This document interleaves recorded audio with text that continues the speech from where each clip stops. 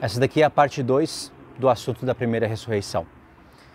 Então, eu disse que em Isaías tem essas informações, mas você precisa ler com muita atenção, para você entender que em Isaías ali 25, 26, Deus está revelando que existe um intervalo de tempo entre os que hão de ressuscitar com Cristo e os que vão ressuscitar só depois de algum tempo.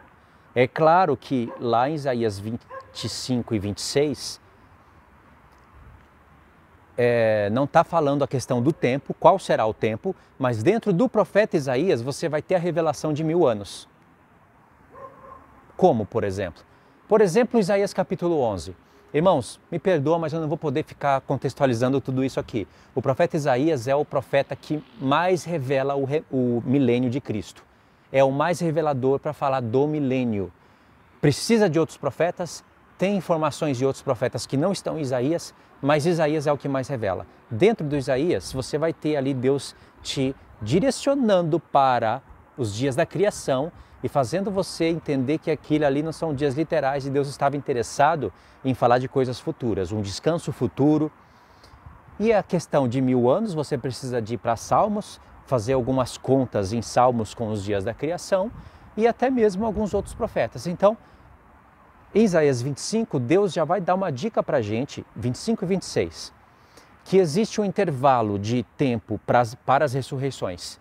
Só não fala ali quanto tempo que é, mas ao estudar o contexto da profecia, você já iria entender que só pode ser o descanso de Deus, sendo 1000 anos, para separar os que ressuscitam primeiro e os que ressuscitam depois. Não precisa do Apocalipse 20 para ter essa informação. O Apocalipse 20 te entrega ela detalhadamente e acrescenta coisas. E isso é com todo o livro do Apocalipse. Ok? Isaías 26 e 27 já está falando de ressurreição. Trombetas. Então, pronto, já falei que esse assunto não inicia no Apocalipse. É importante entender isso, sim. Tem pessoas que não ligam para isso, mas é importante.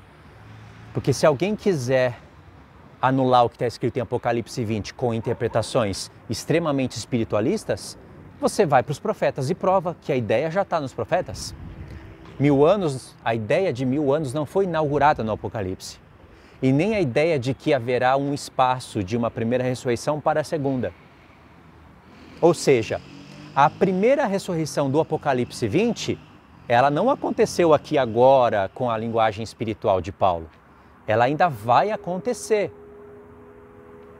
Fato é que lá em Apocalipse 20 diz que os que foram decapitados pela besta reviveram e ressuscitaram com Cristo os 1000 anos. Isso vai ser uma bofetada na cara da linha pré e da linha pós. E não só da linha, dos que pregam isso e insistem em torcer a palavra de Deus com essa linha. O joio não é só a doutrina, o joio é a pessoa, porque a doutrina ela não surge de si mesma. Ela sai por uma boca, por palavras que vêm de uma mente. Então, o joio não é só a doutrina, entendeu? Não se julga somente a doutrina, você julga o profeta também. Então, olha só que coisa linda. Em Apocalipse 20 diz que os que foram decapitados pela besta vão reviver e vão ressuscitar com Cristo os 1000 anos. Presta atenção nisso, irmãos. Estão tendo parte na primeira ressurreição, porque fala, bem-aventurado aquele que tem parte na primeira ressurreição. É a ressurreição de alguém, irmãos. Quem é esse alguém que destruiu a morte? É Cristo. Paulo fala isso em 1 Coríntios 15. A morte ali, irmãos, está quase perdendo todo o seu poder.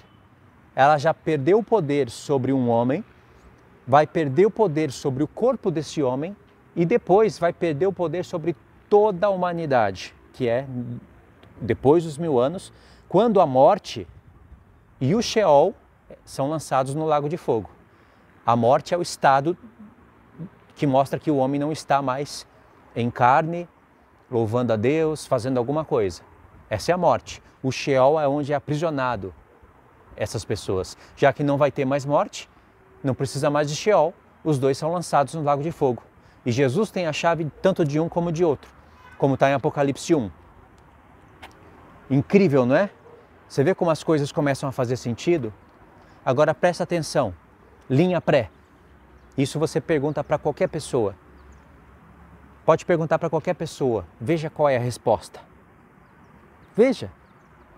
Veja o tipo de coração dessas pessoas, se eles amam mesmo a palavra. A igreja ressuscita antes dos 7 anos. Aí fica uma parte do corpo de Cristo na terra. Lembra daqueles meus vídeos passados? Aliás, esse vídeo aqui vai estar na mesma playlist. Aí a igreja linda é arrebatada, fica assistindo de camarote os seus outros irmãos, passando pela ira de Deus, comendo pão que o diabo amassou, bodas no céu e velório na terra.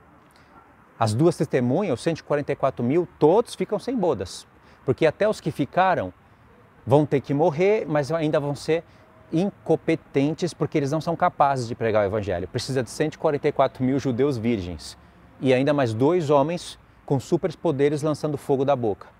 Essa é a linha pré. A bizarrice não acaba só aí. Aí diz lá que os que ressuscitam na primeira são degolados, eles são decapitados primeiro e depois ressuscitam. Agora eu pergunto, quando Jesus vem e arrebata a igreja, supostamente 7 anos antes da grande tribulação, nesse momento não está acontecendo a primeira ressurreição? E aqueles que morrem dentro da grande tribulação? Diz que eles fazem parte da primeira também. E nós não temos mais nada na palavra. Ponto final. Não temos mais nada. Ah, mas aí a linha vai sempre se reinventar. Por pastores que são aclamados, são homens de Deus. Não, eles vão dizer, não. Você não está entendendo o texto. A primeira ressurreição, ela fica aberta durante 7 anos. Está em aberto.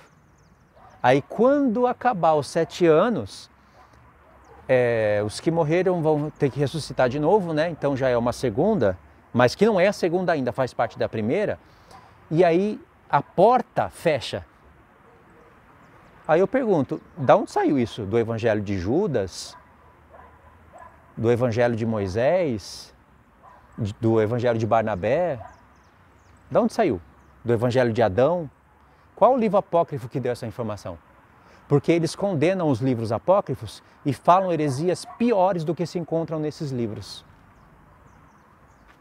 Não dá para entender isso, não é verdade?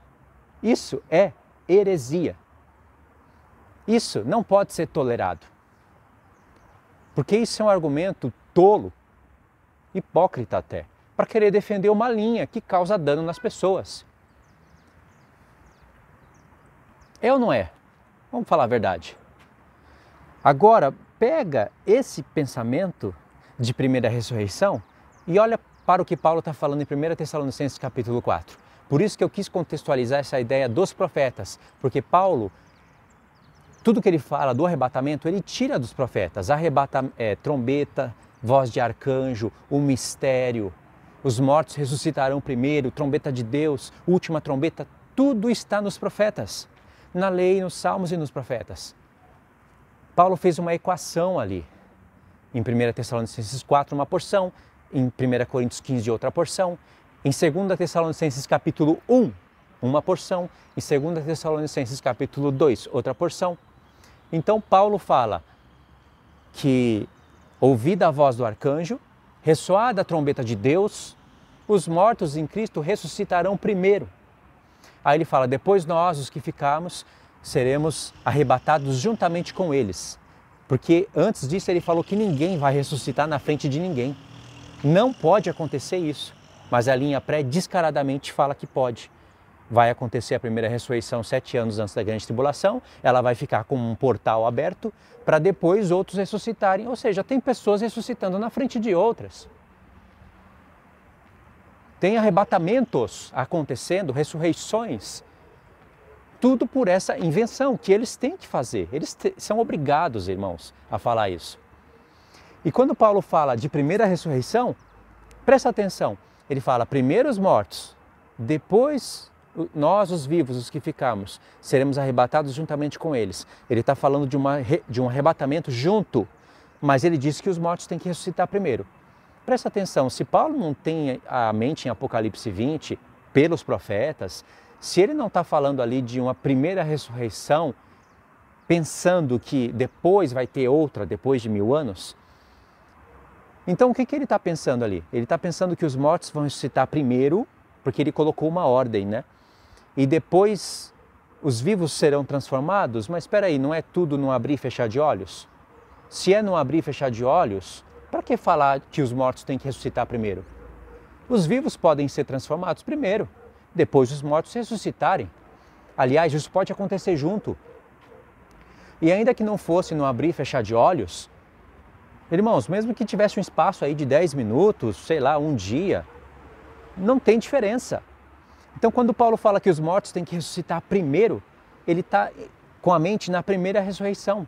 Porque os mortos em Cristo ressuscitam primeiro. Os que morreram sem Cristo vão ressuscitar só no grande trono branco, que está sendo falado nos profetas e principalmente em Isaías. Fechou o pensamento? Ninguém foge desse pensamento. Isso é palavra de Deus. Ou seja, pega a linha pré, pega essa linha calvinista espiritualista, junta tudo num saco preto, joga no lixo e deixa o lixeiro levar embora, porque vai te fazer bem isso, tá bom? Então é isso daí, irmãos. Deixa os comentários. Eu sei que eu estendi aqui a fala, mas estendendo a fala eu pude contextualizar a ideia nos profetas, tá bom?